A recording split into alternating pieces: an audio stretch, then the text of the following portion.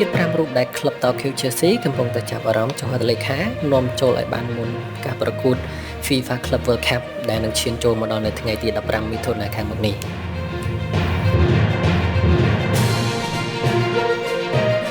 ខ្សែប្រយុទ្ធទាំង5រូបនោះរួមមានកីឡាករទី1គឺខ្សែប្រយុទ្ធស៊ុយអេត Victor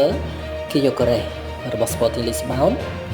រូបគេមានតម្លៃខ្លួនកញ្ចប់ទឹកប្រាក់ប្រមាណ75លានអឺរ៉ូ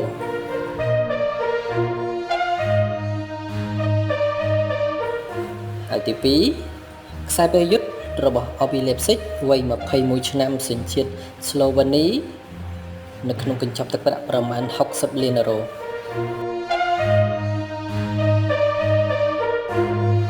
ទី3គឺខ្សែប្រយុទ្ធ Hugo Ekitike ដែលមានវ័យត្រឹមតែ22ឆ្នាំរបស់ក្លឹប Brentford ជាមួយនឹងកញ្ចប់ទឹកប្រាក់ប្រមាណ50លានអឺរ៉ូទី4ខ្សែប្រយុទ្ធដែលមានបទពិសោធន៍លេងនៅ Premier League របស់យើងនេះស្រាប់គឺកីឡាករ Joao Pedro របស់ក្លឹប Brighton ហើយរូបគេមានវ័យ23ឆ្នាំជាមួយនឹងកញ្ចប់ទឹកប្រាក់ប្រមាណ50លានអឺរ៉ូ